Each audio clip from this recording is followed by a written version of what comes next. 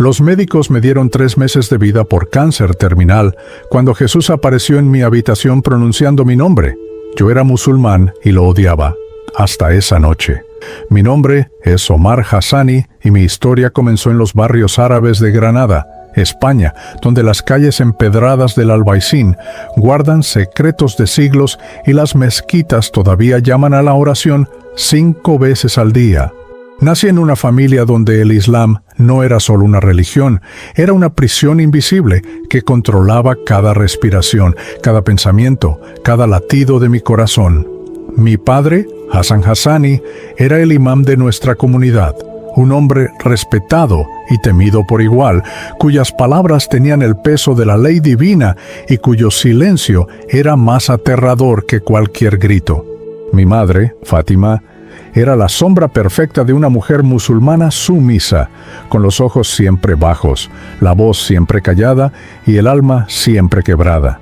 Desde que tengo memoria, mi vida fue una serie interminable de rituales que prometían salvación, pero solo traían miedo. A los 5 años ya memorizaba versículos del Corán en árabe, un idioma que apenas entendía, pero que debía recitar con perfección absoluta bajo la mirada severa de mi padre. A los 7 años, las oraciones diarias se convirtieron en mi rutina obligatoria. Fajr antes del amanecer cuando aún tenía sueño, Dur al mediodía interrumpiendo cualquier actividad, Asr en la tarde, Maghrib al atardecer e Isha en la noche antes de dormir. 5 veces al día me arrodillaba en dirección a la Meca, repitiendo palabras que mi corazón no sentía, buscando a un Dios que parecía estar a millones de kilómetros de distancia, un juez lejano e implacable que solo esperaba mi error para condenarme al fuego eterno. Las prohibiciones eran infinitas y aplastantes. No podía escuchar música occidental, no podía ver películas, no podía tener amigos fuera de la comunidad musulmana, no podía cuestionar, no podía soñar, no podía ser simplemente un niño. Mi padre me enseñó que el mundo exterior era pecado, que los cristianos eran infieles perdidos, que las mujeres sin hijab eran prostitutas, y que cualquier desviación de las leyes del Islam significaba la ira de Alá y el tormento eterno. Crecí con un vacío en el pecho que ninguna oración llenaba, con una sed espiritual que ningún ritual saciaba, con preguntas que nadie podía responder sin amenazarme con el castigo divino. A los 17 años, mi corazón era un desierto árido. Había cumplido con todo. Ayunaba durante el Ramadán hasta desmayarme de hambre. Leía el Corán hasta que mis ojos ardían. Iba a la mezquita, incluso cuando mi cuerpo pedía descanso. Pero Alá seguía siendo un concepto abstracto, un tirano celestial que exigía perfección imposible y ofrecía solo amenazas de fuego y azufre. Nunca sentí amor. Nunca sentí paz, nunca sentí que importaba más allá de mi obediencia ciega. Era un esclavo de una religión que prometía paraíso, pero entregaba infierno en vida. Entonces llegó ella, María Soledad Reyes, una joven latina de 21 años que había llegado a Granada desde México en un programa de intercambio cultural, trabajando como mesera en un pequeño café cerca del barrio del Albaicín. La vi por primera vez un día de primavera, cuando me escapé de la mezquita después de las oraciones de Dur, buscando un momento de libertad que mi padre jamás aprobaría. Ella estaba sirviendo té moruno a unos turistas, con una sonrisa que iluminaba todo el lugar, con unos ojos color miel que irradiaban una calidez que yo nunca había conocido, con una presencia que gritaba vida en medio de mi muerte espiritual. Me quedé paralizado observándola desde la distancia. Llevaba una cruz pequeña y dorada colgando de su cuello, un símbolo que mi padre me había enseñado a despreciar, pero que en ella parecía brillar con una luz propia. Había algo diferente en María, algo que no podía explicar, una paz que trascendía circunstancias, una alegría que no dependía de rituales, una libertad que yo solo podía soñar. Volví a ese café día tras día, escondiéndome de mi comunidad, arriesgando el castigo de mi padre solo para verla, para escuchar su risa, para sentir, aunque fuera por un instante, que había algo más allá de mi prisión religiosa. Pasaron 3 meses antes de que reuniera el coraje de hablarle. Cuando finalmente lo hice, mi voz temblaba y mis manos sudaban. Le pregunté en mi español torpe si podía sentarme en su sección, y ella sonrió con una gentileza que derritió años de hielo en mi corazón. Comenzamos a conversar, primero sobre cosas triviales, luego sobre la vida, y eventualmente sobre Dios. María hablaba de Jesús con un amor que yo nunca había sentido por Alá. Hablaba de un Dios que se hizo hombre para sufrir con nosotros, de un Salvador que murió para perdonarnos, de un Padre Celestial que nos persigue con amor incansable. Yo la escuchaba con una mezcla de fascinación y horror, porque todo lo que ella decía contradecía todo lo que yo había aprendido, pero resonaba con un anhelo profundo que no sabía que existía en mí. Nos enamoramos en secreto, sabiendo que nuestro amor era imposible, prohibido, condenado por mi familia y mi comunidad. Me escapaba en las noches para encontrarme con ella en rincones oscuros de Granada, donde hablábamos por horas sobre nuestros mundos tan diferentes. María me contó de su fe, de cómo creció en una familia humilde en Guadalajara, de cómo su abuela le enseñó a orar con el corazón y no solo con la boca, de cómo Jesús la había salvado de la depresión y le había dado un propósito. Yo le conté de mi prisión, de mi vacío, de mi terror constante a un Dios que nunca perdonaba. Ella lloraba por mí y oraba por mí, susurrando palabras que no entendía pero que sentía penetrar mi alma endurecida. Un año después, cuando cumplí 19 años, tomé la decisión más peligrosa de mi vida. Le propuse matrimonio a María en secreto. Sabía lo que significaba. Sabía que mi padre me rechazaría, que mi comunidad me expulsaría, que perdería todo, pero también sabía que sin María, sin esa luz que ella representaba, moriría lentamente en esa prisión espiritual. Nos casamos en una pequeña oficina civil, sin testigos de mi familia, sin bendición de mi padre, con solo 2 desconocidos latinoamericanos como testigos que María conoció en la calle. Cuando mi padre descubrió la verdad 3 días después, su rostro se transformó en una máscara de furia que nunca olvidaré. Me llamó traidor, infiel, maldito.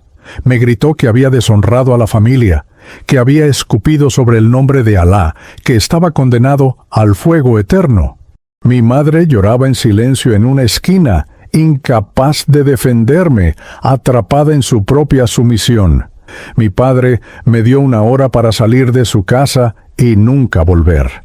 La comunidad musulmana del Albaicín me declaró muerto espiritualmente.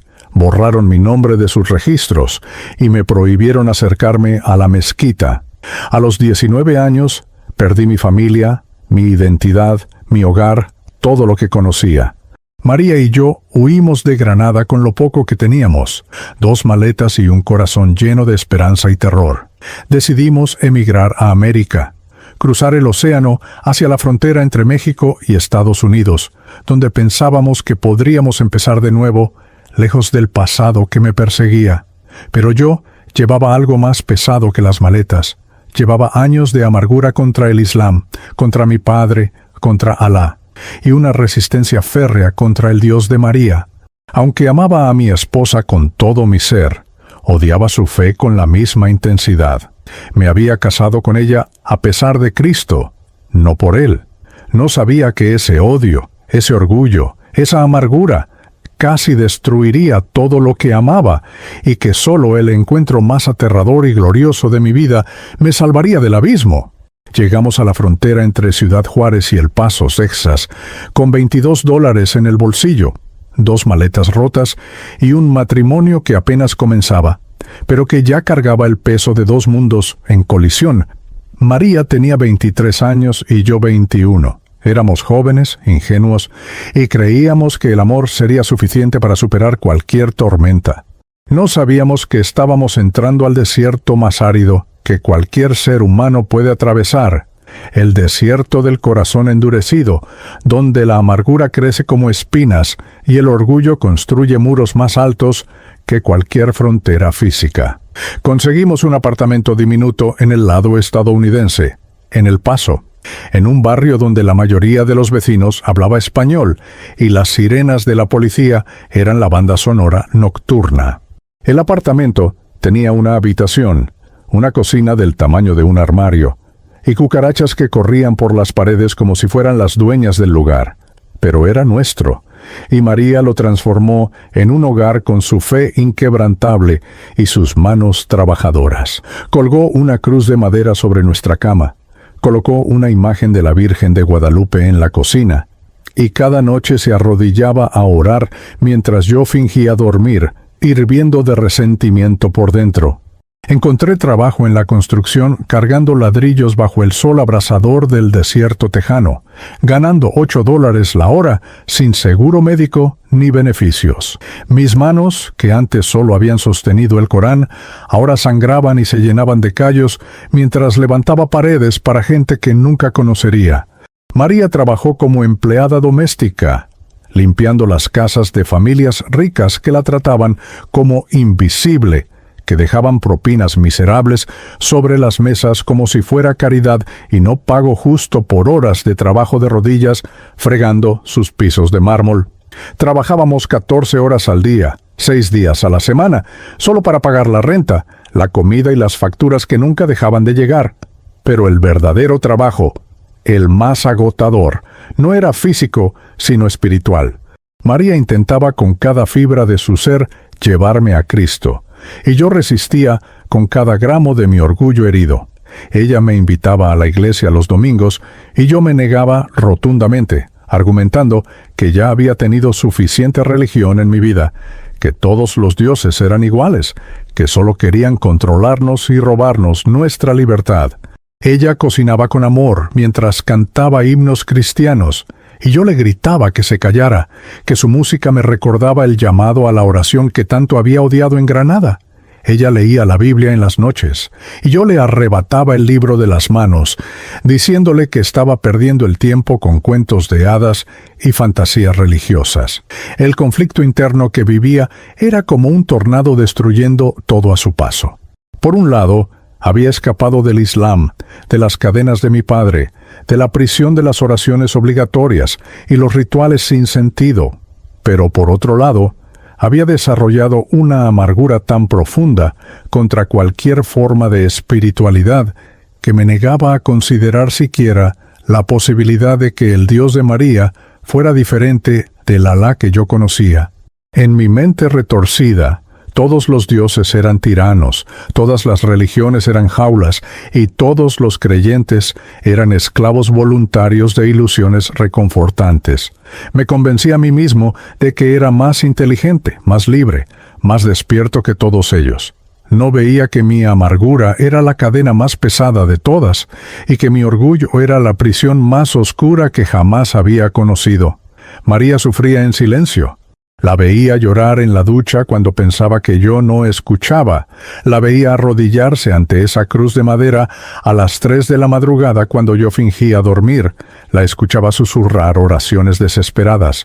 Señor Jesús, salva a mi esposo. Rompe las cadenas que lo tienen atado. Muéstrale tu amor. Christos, no permitas que se pierda. Te lo suplico con todo mi corazón. Sus lágrimas caían sobre el piso de linóleo barato de nuestro apartamento como lluvia en el desierto, pero yo era tierra tan seca y endurecida que nada podía penetrar. Ella ayunaba por mí, intercedía por mí, oraba sin cesar por mí, y yo solo le ofrecía desprecio, burlas y un corazón de piedra. Los meses se convirtieron en años, y nuestra relación se deterioraba como metal oxidándose bajo la lluvia ácida de mi amargura. Discutíamos constantemente sobre todo: dinero, religión, el futuro, los hijos que ella quería tener, y yo me negaba a darle, porque, en mi egoísmo absoluto, no quería traer niños a un mundo sin sentido gobernado por un Dios inexistente o indiferente. María me suplicaba que la acompañara aunque fuera una vez a la iglesia, solo una vez, para que conociera a su comunidad, a su pastor, a las familias que la habían acogido como hermana. Yo me reía con crueldad y le decía que prefería trabajar el domingo que perder mi tiempo escuchando a un predicador contando cuentos sobre un carpintero judío que supuestamente resucitó de entre los muertos. Busqué llenar el vacío existencial que me devoraba por dentro con cualquier cosa que alejara el silencio ensordecedor de mi alma. Comencé a beber cerveza después del trabajo, primero 1, luego 2, luego 6 en una noche. El alcohol me daba una falsa sensación de paz, un escape temporal de los pensamientos que me atormentaban sobre mi padre, mi familia perdida, mi identidad fragmentada, mi matrimonio que se desmoronaba. También comencé a apostar pequeñas cantidades en juegos de cartas con mis compañeros de construcción, persiguiendo la adrenalina de la victoria y el olvido momentáneo de la derrota. María me confrontaba con lágrimas en los ojos, diciéndome que estábamos ahorrando para un futuro mejor, que no podía desperdiciar nuestro dinero en vicios, pero yo le respondía con palabras hirientes que el dinero era mío porque yo lo ganaba, y que podía hacer lo que quisiera con él. El afastamiento emocional entre nosotros creció hasta convertirse en un abismo. Dormíamos en la misma cama, pero éramos extraños. Vivíamos bajo el mismo techo, pero habitábamos universos diferentes. Compartíamos apellido, pero nuestros corazones estaban separados por kilómetros de silencio y resentimiento. Yo llegaba borracho algunas noches y ella fingía dormir para no tener que mirarme a los ojos. Yo le hablaba con frialdad cuando necesitaba comunicarle algo básico, pero nunca le preguntaba cómo estaba su corazón. Nunca le decía que la amaba. Nunca la abrazaba como lo hacía en nuestros primeros días en Granada, cuando el amor era nuevo y la esperanza aún vivía. Entonces llegó el momento que destruyó lo poco que quedaba de mi humanidad. María quedó embarazada cuando llevábamos 3 años de casados, a pesar de mis protestas y mi resistencia. Cuando me dio la noticia, con ojos brillantes de esperanza y manos temblando de emoción, yo no sentí alegría sino pánico y rabia. Le grité que cómo se le ocurría traer un niño a nuestra situación, que apenas teníamos dinero para sobrevivir nosotros, que yo no estaba listo para ser padre. Pero María, con esa fe inquebrantable que yo tanto despreciaba, me dijo que Dios proveería, que este bebé era una bendición, que sería una niña hermosa que nos uniría de nuevo. Decidió llamarla Amira, un nombre árabe que significaba princesa, un puente entre mi pasado y nuestro futuro. Durante 6 meses vi el vientre de María crecer con una mezcla de terror y algo que no quería admitir, que era esperanza. Ella le hablaba a Amira cada noche, le cantaba canciones de cuna en español, le leía versículos de la Biblia sobre el amor de Dios y la protección divina. Yo observaba desde la distancia, con el corazón cada vez más ablandado, pero demasiado orgulloso para admitirlo, demasiado amargado para rendirme, demasiado necio para aceptar que tal vez, solo tal vez, María tenía razón sobre muchas cosas. Pero entonces, en el 6º mes de embarazo, María comenzó a sangrar en medio de la noche. Corrimos al Hospital del Paso en un taxi porque no teníamos auto, con ella gritando de dolor y yo paralizado de terror. Los médicos hicieron todo lo posible, pero el corazón de Amira dejó de latir. Fue un aborto espontáneo, dijeron, algo común. No había nada que pudiéramos haber hecho diferente. María perdió a nuestra hija esa madrugada fría de febrero, y algo dentro de mí también murió. La vi llorar con un dolor que ninguna palabra puede describir. La vi abrazar su vientre vacío, como si pudiera traer de vuelta a la vida que se había ido. La vi clamar a su Dios entre sollozos. ¿Por qué, Señor? ¿Por qué te llevaste a mi bebé? Yo no lloré, no podía. Estaba demasiado enojado, demasiado lleno de amargura, demasiado convencido de que esto era la prueba final de que no existía ningún Dios amoroso, ningún plan divino, ningún sentido en este universo cruel y absurdo. Culpé a Alá por ser un tirano. Culpé al Dios de María por ser indiferente. Culpé al universo por ser caótico. Pero sobre todo me culpé a mí mismo por haber deseado secretamente que este embarazo no sucediera, por haber resistido la idea de ser padre, por no haber amado a Amira como debía antes de que fuera demasiado tarde. El colapso fue total y absoluto. María cayó en una depresión profunda durante meses. Apenas comía, apenas hablaba, pero nunca dejó de orar. Yo caí en un pozo aún más oscuro. Bebía hasta perder la conciencia, apostaba hasta perder nuestros ahorros, trabajaba como robot sin alma hasta que mi cuerpo no daba más. Nuestra relación se convirtió en cenizas.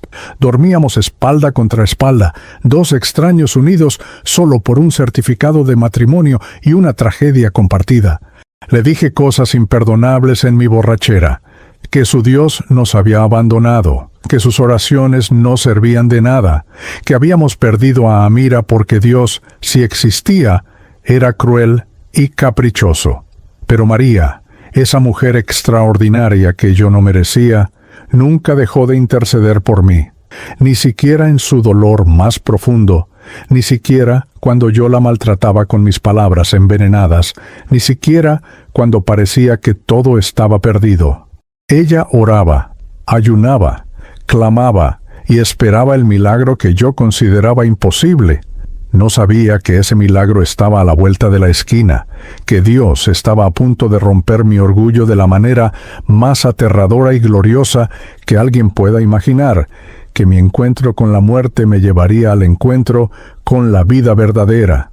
Pasaron 3 años desde la pérdida de Amira, 3 años que se sintieron como 30, 3 años de existir pero no vivir, de respirar pero no sentir, de caminar pero estar muerto por dentro. A mis 32 años, mi cuerpo era el reflejo perfecto de mi alma destruida, envejecido prematuramente, cansado hasta los huesos, vacío de cualquier esperanza o propósito. Seguía trabajando en la construcción bajo el sol implacable de Texas. Seguía bebiendo para olvidar.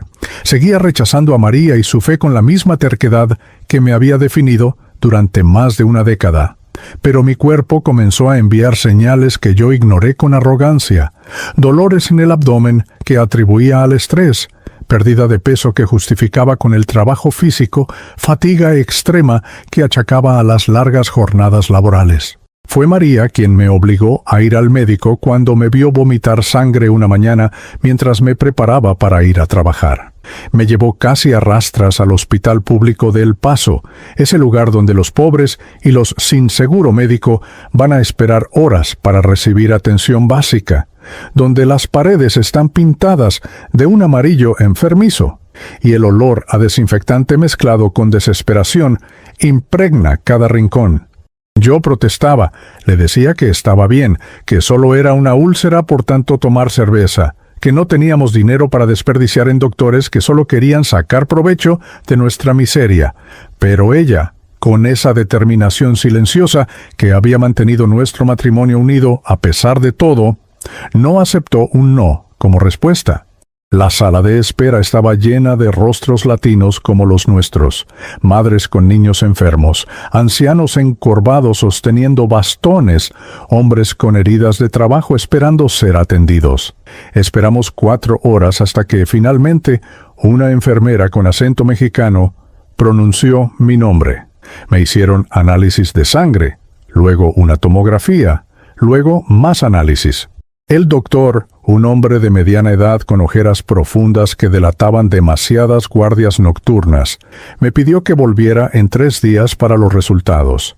Esos 3 días fueron extrañamente normales. Trabajé, bebí, dormí, existí en mi rutina de muerte lenta sin saber que la muerte verdadera ya me había marcado. Cuando volvimos al hospital, el doctor nos hizo pasar a un cuarto pequeño y cerró la puerta. Ese gesto, ese simple acto de cerrar la puerta, me heló la sangre. Los médicos no cierran la puerta cuando tienen buenas noticias. María tomó mi mano, esa mano áspera y llena de cicatrices de años de construcción, y la apretó con fuerza. El doctor abrió una carpeta, miró las imágenes en su computadora, suspiró profundamente, y pronunció las palabras que destruyeron lo que quedaba de mi mundo. Señor Hassani, tiene cáncer de páncreas en estadio 4. El tumor es agresivo, está avanzado y se ha extendido a otros órganos. Lamento decirle esto, pero el pronóstico es grave. No entendí completamente lo que significaba estadio 4. hasta que pregunté con voz temblorosa cuánto tiempo me quedaba. El doctor vaciló, eligió sus palabras cuidadosamente y finalmente respondió: con tratamiento agresivo de quimioterapia, tal vez 6 meses. Sin tratamiento, probablemente 3 meses, quizás menos. María soltó un grito ahogado y comenzó a llorar incontrolablemente. Yo me quedé congelado, mirando al doctor como si estuviera hablando en un idioma extranjero, como si esas palabras no pudieran posiblemente estar dirigidas a mí. Tenía 32 años, no 50, no 70. Esto no podía estar pasando. Esto tenía que ser un error, una pesadilla de la que despertaría en cualquier momento, pero no era un error. Los siguientes días fueron un torbellino de citas médicas, consultas con oncólogos, explicaciones técnicas sobre células malignas y metástasis que mi cerebro apenas podía procesar. El oncólogo, un hombre joven con acento indio, me explicó las opciones de tratamiento con una honestidad brutal. La quimioterapia podría extender mi vida unos meses, pero era cara, extremadamente cara. Sin seguro médico, cada sesión costaría miles de dólares que no teníamos. Podía aplicar para programas de ayuda gubernamental, pero el proceso tomaba semanas, tal vez meses, tiempo que yo no tenía. María lloraba en cada cita, rogaba a los doctores que hubiera otra manera, prometía conseguir el dinero de alguna forma, cualquier forma. Yo simplemente me sentaba en silencio, sintiendo cómo la sentencia de muerte se hacía más real con cada palabra que los médicos pronunciaban. Los médicos no daban un centavo por mi vida. Lo vi en sus ojos, en la forma en que me miraban con esa mezcla de lástima profesional y resignación, en cómo sus palabras de esperanza sonaban huecas y ensayadas. Uno de los residentes jóvenes fue más honesto que el resto. Me dijo en privado que el cáncer de páncreas en estadio 4 era uno de los más letales, que la tasa de supervivencia a 5 años era menos del 3%, que debía poner mis asuntos en orden y prepararme para lo inevitable.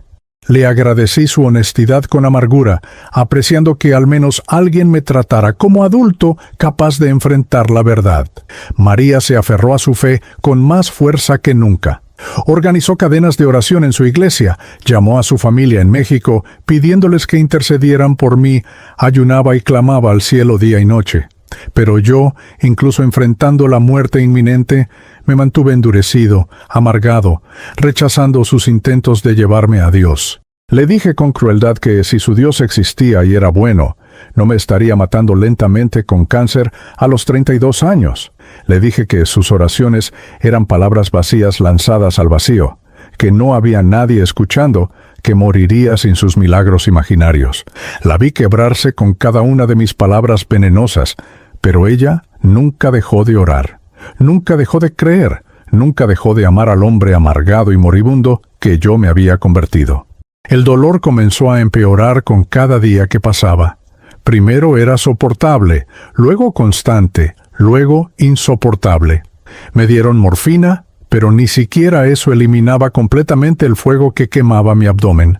Dejé de trabajar porque ya no podía levantar ni siquiera un ladrillo sin colapsar de dolor. Perdí más peso hasta que mi ropa colgaba de mi cuerpo como de un perchero.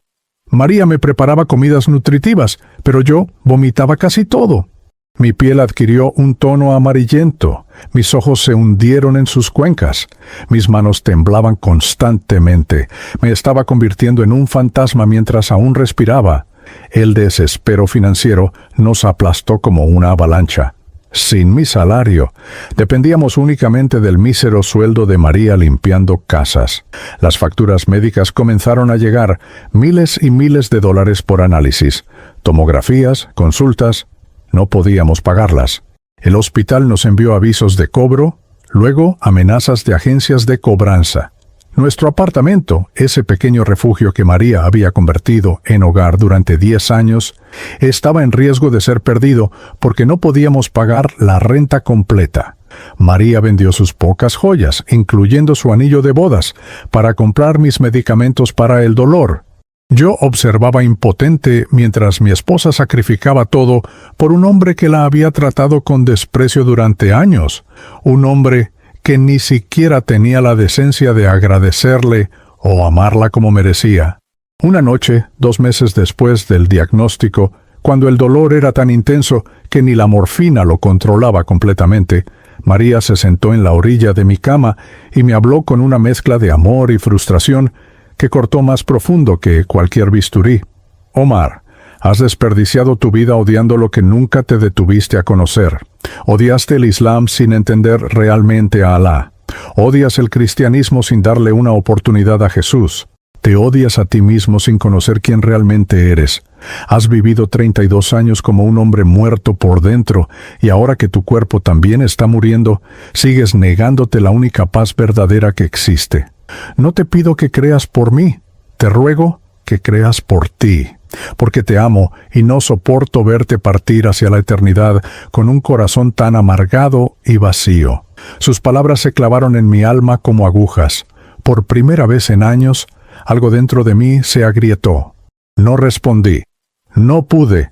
Simplemente la vi salir del cuarto llorando, escuché sus sollozos desde el pasillo y me quedé solo en esa habitación oscura con solo el dolor y mis pensamientos. Comencé a reflexionar forzadamente sobre mi vida, 32 años de existencia y qué tenía que mostrar. Ninguna familia que me reclamara, una esposa que había maltratado y no apreciado, ningún hijo vivo. Ningún logro significativo, ningún amor verdadero dado o recibido plenamente, ninguna paz, ningún propósito, ninguna esperanza, solo amargura, orgullo, resentimiento y ahora una muerte inminente que me llevaría hacia la nada o hacia algo que yo me negaba a considerar. 2 semanas después, mi condición empeoró dramáticamente. Perdí la conciencia en casa y María llamó una ambulancia. Me internaron en el mismo hospital público del Paso, donde había recibido mi sentencia de muerte meses atrás. Esta vez, los doctores fueron directos. No había nada más que pudieran hacer médicamente, solo mantenerme cómodo con morfina mientras esperaba el final que podía llegar en días o semanas. Me conectaron a máquinas que monitoreaban mis señales vitales, que pitaban con cada latido débil de mi corazón moribundo. María instaló una silla junto a mi cama y juró no irse, quedarse conmigo hasta el final.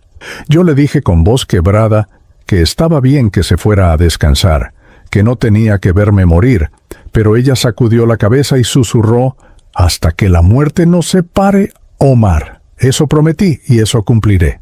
Una noche, cuando María finalmente se durmió de puro agotamiento en esa silla incómoda junto a mi cama, me encontré completamente solo con mi mortalidad. El cuarto estaba en penumbra, iluminado solo por las luces tenues de las máquinas médicas y el resplandor de la ciudad entrando por la ventana. El dolor era constante, pero la morfina lo mantenía apenas tolerable. Miré el techo, escuché el pitido monótono de mi monitor cardíaco. Sentí el peso de 32 años de vida desperdiciada y por primera vez en mi existencia me rendí. No a la muerte, sino a la posibilidad de que tal vez, solo tal vez, yo había estado equivocado sobre todo. Con lágrimas corriendo por mis mejillas hundidas, con voz apenas audible, susurré hacia el vacío las únicas palabras honestas que había pronunciado en décadas. Si existe algún Dios verdadero ahí afuera, si hay algo más que esta oscuridad y este vacío, muéstrate ahora o déjame morir en paz. Ya no puedo más. Ya no quiero pelear. Estoy cansado de odiar, cansado de estar amargado, cansado de estar vacío. Si existes, necesito saberlo ahora, porque en unos días será demasiado tarde. Cerré los ojos, esperando solo silencio, solo la nada que había anticipado toda mi vida. No sabía que estaba a punto de experimentar algo que pocos seres humanos tienen el privilegio aterrador de presenciar. Algo que cambiaría no solo mi muerte, sino toda mi comprensión de la vida, la eternidad y el amor verdadero.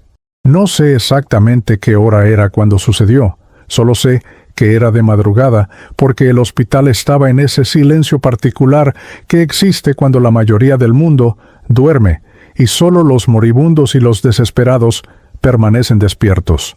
María dormía profundamente en la silla junto a mi cama, agotada después de días sin descanso adecuado, su cabeza inclinada en un ángulo incómodo, su mano aún sosteniendo la mía incluso en sueños.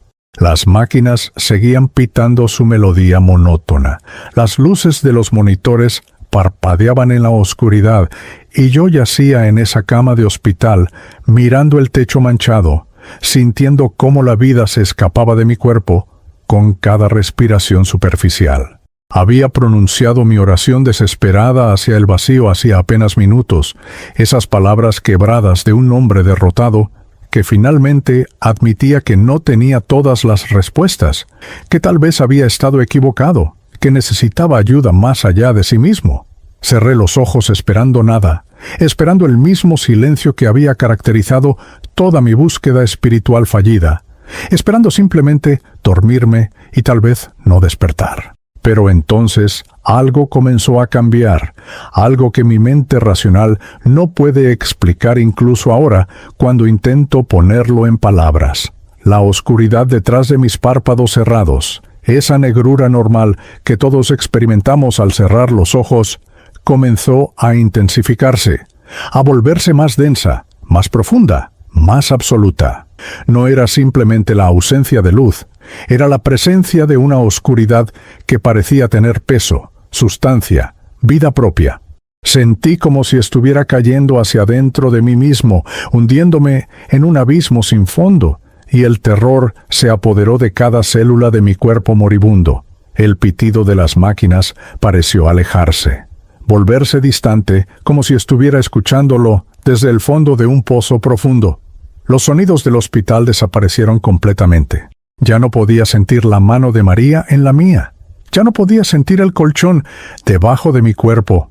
Ya no podía sentir nada físico en absoluto. Estaba flotando, suspendido en esa oscuridad absoluta. Y por primera vez en mi vida experimenté un miedo tan primordial, tan visceral, que ninguna palabra existe para describirlo completamente. No era miedo a la muerte física, era miedo a la aniquilación total, a estar completamente solo en una eternidad de vacío sin principio ni fin. Grité en esa oscuridad, pero ningún sonido salió de mi boca. Intenté moverme, pero no tenía cuerpo que mover. Intenté abrir los ojos, pero ya no sabía si los tenía cerrados o abiertos. El pánico total me consumió. Pensé que había muerto, que esto era el final, que toda mi amargura sobre la inexistencia de Dios había sido correcta y que ahora enfrentaba una eternidad de vacío consciente. Por favor, supliqué en mi mente, no me dejes aquí, no quiero estar solo, no quiero esto, por favor, por favor, por favor.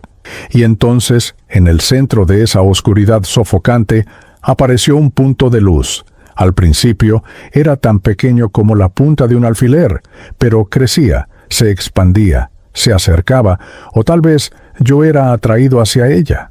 La luz no era como la luz del sol o de una lámpara, era diferente, era dorada y cálida y viva, de una manera que desafía toda lógica. A medida que se acercaba, o yo me acercaba a ella, la oscuridad comenzó a retroceder, a disolverse, a ser consumida por esa luminosidad que no quemaba mis ojos, sino que los aliviaba después de toda una vida de ceguera espiritual. La luz se expandió hasta llenar todo mi campo de visión, y entonces lo vi, o mejor dicho, lo vi a él. Había una figura de pie en el centro de esa luz dorada, una figura de un hombre, pero también algo más que un hombre, algo que irradiaba una presencia tan poderosa que cada fibra de mi ser supo instantáneamente que estaba ante algo sagrado, algo divino, algo que mi vocabulario limitado solo puede llamar Dios encarnado. La figura dio un paso hacia mí, y aunque no tenía forma física en ese momento, sentí como si mi alma misma temblara ante su presencia. Sus ojos fueron lo primero que capturó toda mi atención.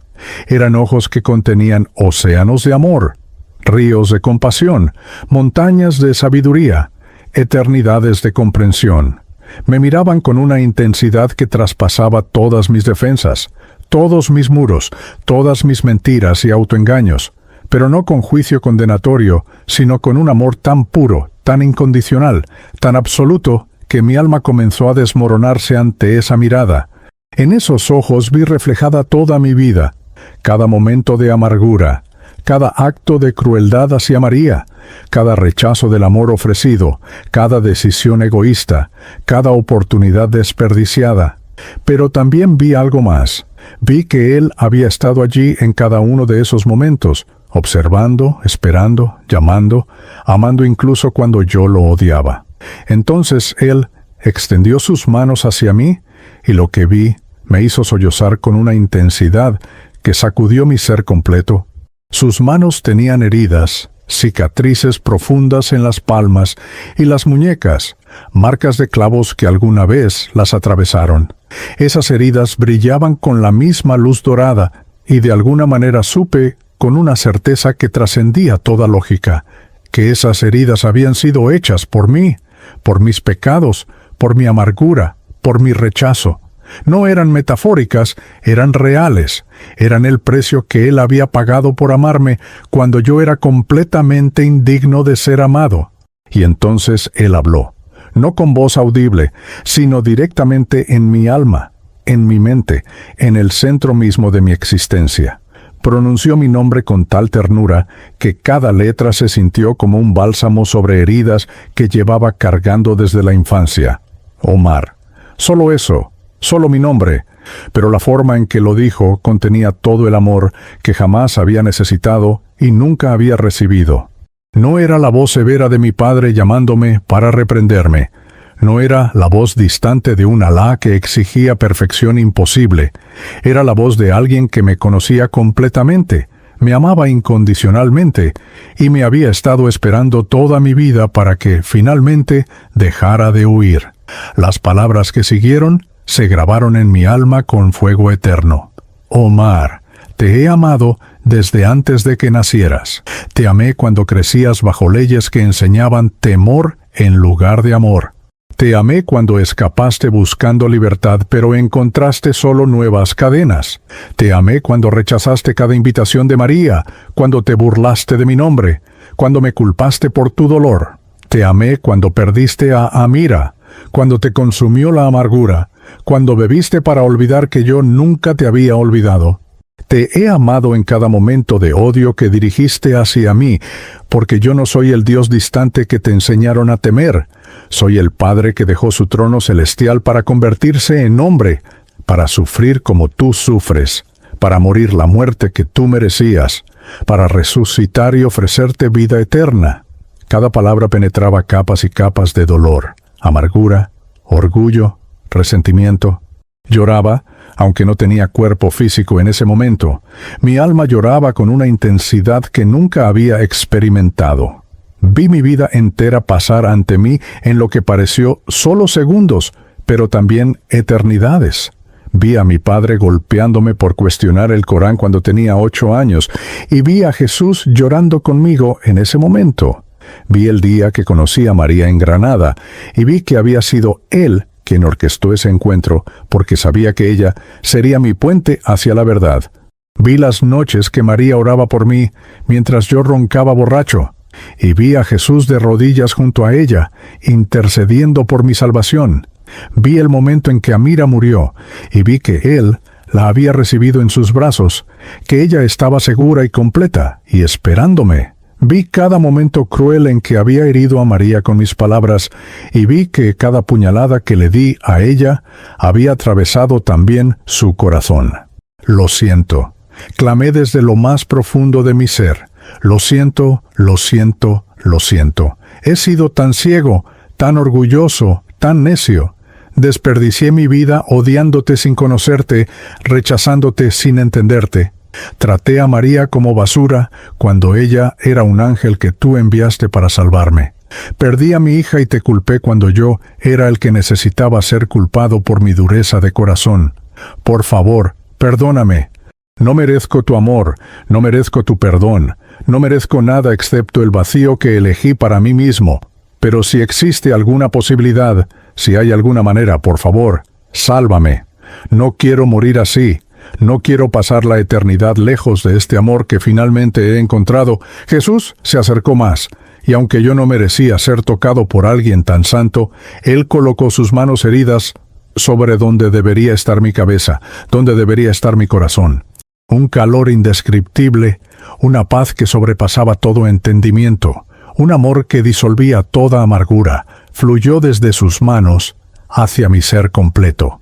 Sentí como si años de hielo alrededor de mi corazón se derritieran instantáneamente, como si cadenas que había cargado desde la infancia se rompieran y cayeran, como si naciera de nuevo en ese mismo instante.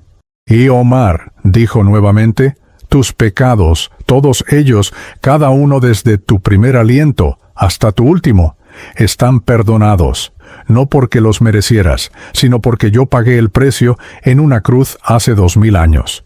No eres definido por tu pasado musulmán, ni por tu amargura presente, eres definido por mi amor eterno hacia ti. Hoy has nacido de nuevo, hoy eres mi hijo, hoy entras en mi familia, pero tu tiempo en la tierra aún no ha terminado. Te devuelvo a tu cuerpo no para que vivas para ti mismo, sino para que testifiques de mi amor a otros que, como tú, creen que están demasiado lejos, demasiado perdidos, demasiado amargados para ser salvos. Ve y cuenta lo que has visto. Ve y ama a María como yo te he amado. Ve y vive cada día restante como un hombre libre finalmente. En ese momento, mientras esas palabras resonaban en mi alma, acepté a Cristo. No fue un acto intelectual, no fue repetir una oración formulada, fue una rendición total y absoluta de todo lo que yo era, a todo lo que Él es. Le entregué mi pasado lleno de dolor, mi presente lleno de enfermedad, mi futuro incierto. Le entregué mi orgullo, mi amargura, mi resentimiento. Le entregué el control absoluto de mi vida, de mi muerte, de mi eternidad. Y en ese intercambio desigual, recibí paz, gozo, esperanza, amor y una certeza inquebrantable de que nunca, jamás, estaría solo otra vez. La luz comenzó a retroceder, o tal vez yo era devuelto a mi cuerpo. Sentí como si estuviera siendo jalado hacia atrás a través de un túnel, pero esta vez no había miedo, solo anticipación. Los sonidos del hospital regresaron gradualmente. El pitido de las máquinas, el zumbido de las luces fluorescentes, el ruido distante del tráfico de El Paso. Sentí el colchón debajo de mí. Sentí la mano de María aún sosteniendo la mía. Sentí el aire entrando en mis pulmones. Abrí los ojos, y lo primero que noté fue que el dolor había desaparecido. Completamente. El dolor constante y ardiente que me había torturado durante meses ya no estaba. Miré alrededor del cuarto de hospital con ojos nuevos, viéndolo como si fuera la primera vez. Todo parecía más brillante, más vívido, más lleno de significado. Miré mi mano conectada a tubos intravenosos y vi un milagro. Donde había habido piel amarillenta y enferma, ahora había un tono más saludable. Moví los dedos y sentí fuerza que no había tenido en semanas. Entonces miré a María, aún dormida junto a mi cama, y mi corazón se quebró de nuevo, pero esta vez de amor puro en lugar de amargura. Esta mujer extraordinaria había orado por mí durante 11 años, había soportado mi maltrato, mi desprecio, mi crueldad, y nunca me había dejado de creer que su Dios podía salvarme. Había sido fiel cuando yo fui infiel, paciente cuando yo fui cruel, amorosa cuando yo fui odioso. Apretó suavemente su mano, y ella despertó sobresaltada, con ojos todavía hinchados de tanto llorar. María, susurré, y mi voz sonó más fuerte de lo que había sido en semanas. Ella me miró confundida, como si no pudiera creer que estuviera despierto y hablando. María, necesito decirte algo, y necesito que me escuches completamente. Lágrimas comenzaron a correr por mis mejillas, pero eran lágrimas de gozo, no de dolor. Él es real, María. Jesús es real. Acabo de verlo. Acabo de estar con Él. Acabo de experimentar un amor que pensé que era imposible. Me habló, María, me llamó por mi nombre, me mostró sus manos heridas, me perdonó todo, absolutamente todo. Acepté a Cristo, María. Después de 11 años de resistir, de pelear, de odiar, finalmente me rendí y Él me salvó. No solo mi alma, sino que siento que también mi cuerpo. El dolor se fue, María, completamente. María me miraba con ojos enormes, temblando, sin poder creer lo que escuchaba. Omar, susurró con voz quebrada, ¿qué estás diciendo? ¿Realmente aceptaste a Jesús? Asentí vigorosamente, sonriendo a través de mis lágrimas. Sí, mi amor, sí. Él me encontró en la oscuridad, me mostró la luz, me dio vida cuando yo solo merecía muerte. Y tú, María, tú fuiste su instrumento todo este tiempo. Perdóname por los años que desperdicié, por el dolor que te causé, por no ver el regalo que Dios me dio cuando te puso en mi camino. Ella colapsó sobre mi cama, sollozando incontrolablemente, abrazándome con cuidado de no desconectar los tubos, repitiendo una y otra vez: «Gracias, Jesús, gracias, Jesús, gracias, Jesús». En ese cuarto de hospital, mientras el amanecer comenzaba a iluminar las ventanas de El Paso, dos almas que habían estado separadas por un abismo, finalmente se encontraron en Cristo. Y aunque no lo sabíamos aún, el milagro apenas comenzaba. Cuando el sol de Texas comenzó a entrar por las ventanas de aquel cuarto de hospital, la mañana después de mi encuentro sobrenatural con Jesús, algo extraordinario estaba sucediendo en mi cuerpo que los médicos no podrían explicar con su ciencia y sus libros de medicina.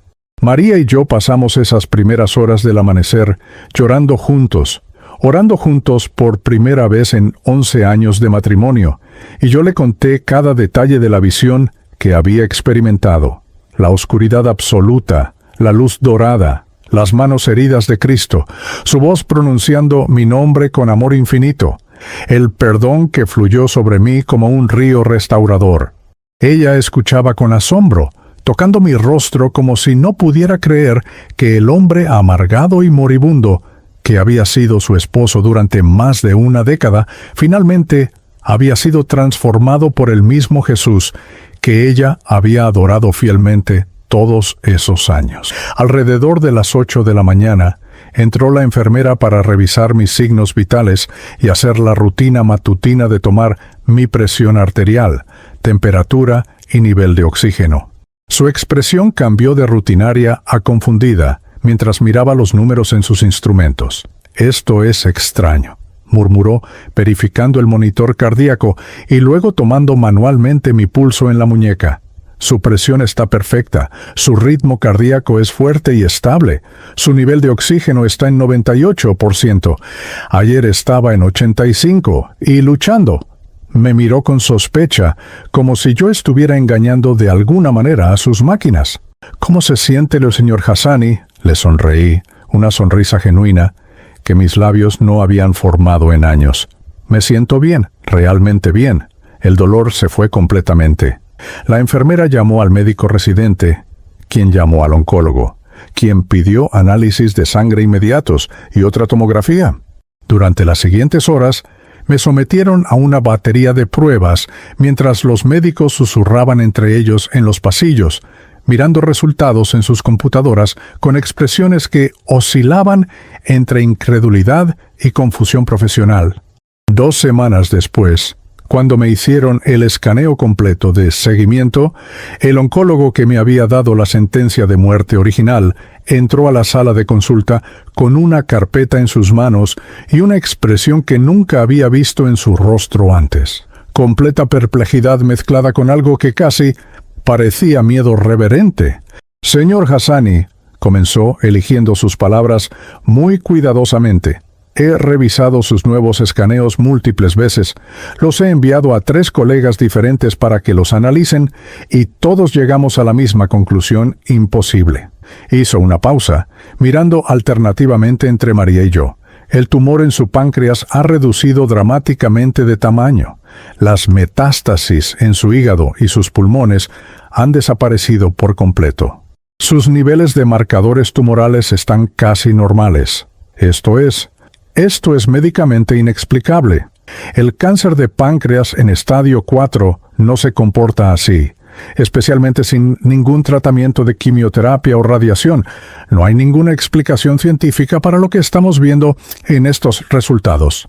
María tomó mi mano y ambos sonreímos a través de las lágrimas. El doctor continuó claramente incómodo con lo que estaba a punto de admitir. No soy un hombre religioso, señor Hassani, pero he practicado oncología por 20 años y nunca, jamás, he visto algo así. Si fuera creyente, diría que esto es, diría que es un milagro. Usted debería estar muerto o muriendo, y en cambio, está aquí, más saludable que hace 3 meses, desafiando cada pronóstico y estadística que conocemos sobre esta enfermedad. Le di las gracias por su honestidad y le dije algo que sé que lo desconcertó aún más. Doctor, yo tampoco era creyente hace 3 semanas. Pasé 32 años de mi vida rechazando a Dios, burlándome de la fe, convencido de que todo era ilusión. Pero Jesucristo me visitó en mi lecho de muerte, me mostró un amor que nunca conocí y me sanó no solo física, sino espiritualmente. Usted está viendo el resultado del poder de Dios que opera fuera de las leyes de la medicina. Los meses siguientes fueron los más transformadores de mi existencia. Me dieron de alta del hospital con instrucción de regresar para chequeos mensuales, y cada vez los médicos sacudían sus cabezas con asombro al ver que el cáncer continuaba retrocediendo hasta que finalmente, 6 meses después de mi encuentro con Cristo, los escaneos mostraban que no había evidencia de enfermedad activa. Estaba en remisión completa, algo que el oncólogo admitió tenía una probabilidad estadística de menos del 1% dado mi diagnóstico original. Recuperé el peso perdido.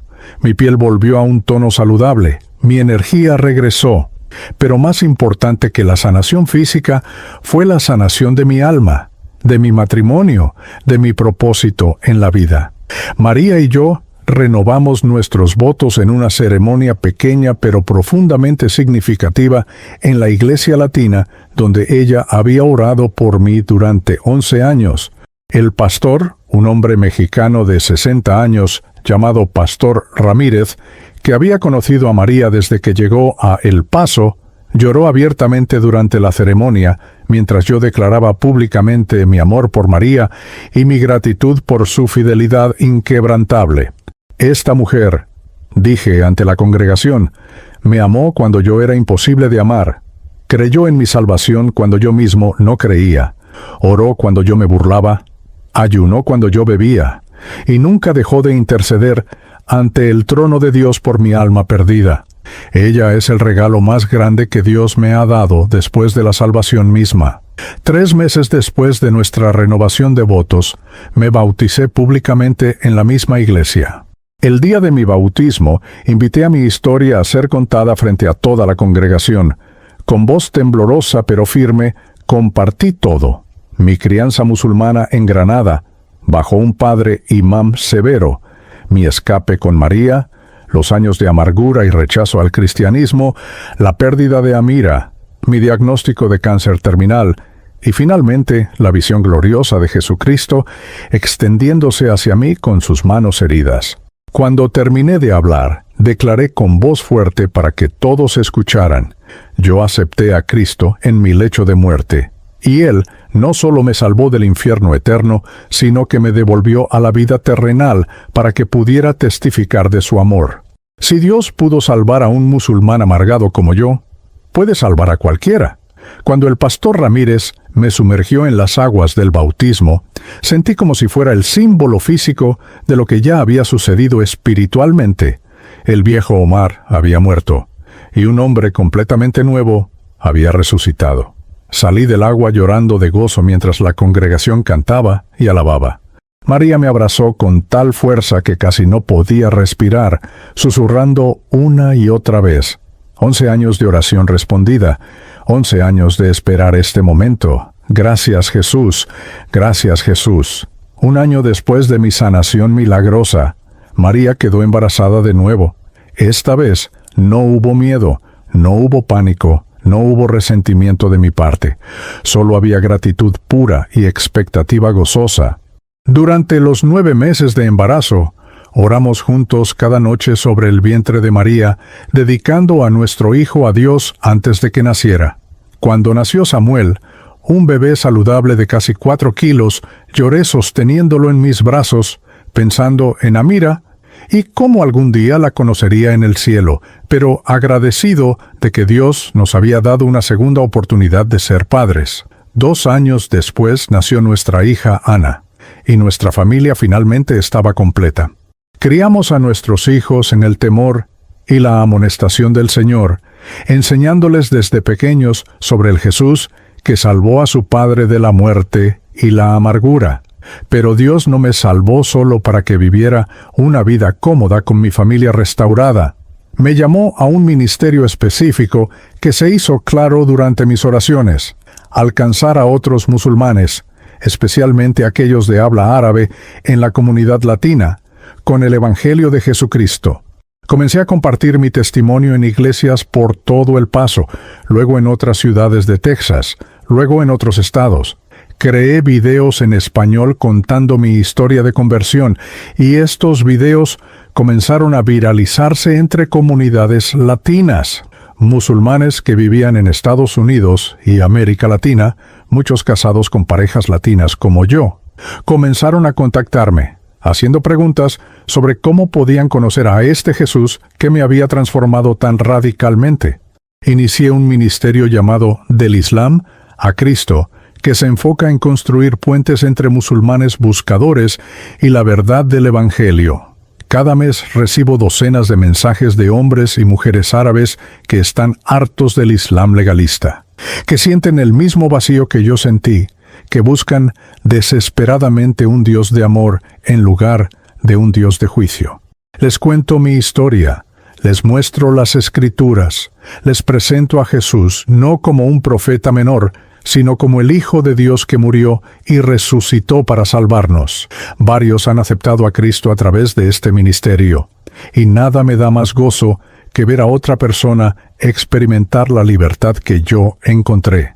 Ahora, mientras grabo este testimonio para el canal Acepté a Cristo, han pasado 5 años desde aquella noche en el hospital, cuando Jesús se me apareció.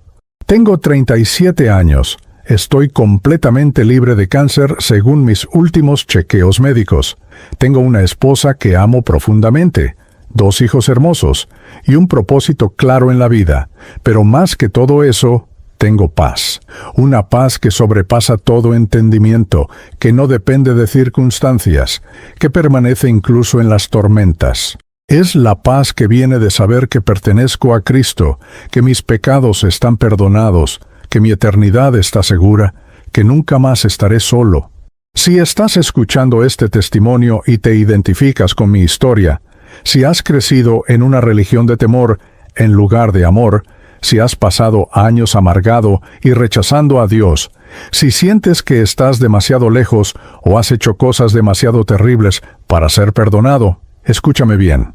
Esta revelación divina que experimenté ocurre solo una vez en la vida para cada persona. Ese momento cuando Dios te persigue con su amor, hasta que finalmente te rindes. El cielo es real, el infierno es real, y el tiempo se acaba más rápido de lo que crees. No esperes hasta estar en un lecho de muerte como yo estaba. No esperes hasta perderlo todo como yo lo perdí. No esperes hasta tocar el fondo de la desesperación para que el aliento se te escape, como casi me sucedió a mí. Este es tu momento de ahora o nunca. Jesucristo está extendiendo sus manos heridas hacia ti en este preciso instante, llamándote por tu nombre, ofreciéndote el mismo amor y perdón que me ofreció a mí. No importa tu religión actual, no importa tus pecados pasados, no importa cuán lejos creas que estás. Él puede alcanzarte. Él quiere alcanzarte. Él murió específicamente para alcanzarte.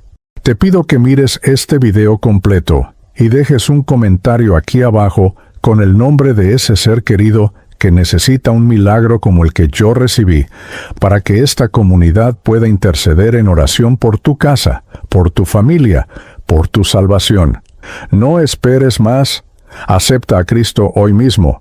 Repite esta oración conmigo en tu corazón. Jesús, reconozco que soy pecador, que he vivido lejos de ti, que necesito tu salvación. Creo que moriste en la cruz por mis pecados y resucitaste al tercer día. Te acepto como mi Señor y Salvador. Entra a mi corazón, transforma mi vida, dame tu paz y tu amor. Amén. Si acabas de hacer esa oración con sinceridad, eres mi hermano o hermana en Cristo ahora. Comparte este testimonio con alguien que esté sufriendo en el silencio, alguien que necesite escuchar que hay esperanza, que hay un Dios que ama incondicionalmente. Prepárate para ver cómo el Rey de Reyes, el mismo que me sanó y restauró, comienza a trabajar milagros en cada área de tu vida. Este es mi testimonio cristiano, este es mi testimonio de cómo acepté a Cristo, y oro para que también sea el comienzo de tu historia de transformación. El desierto tiene fin, el oasis existe, y su nombre es Jesús.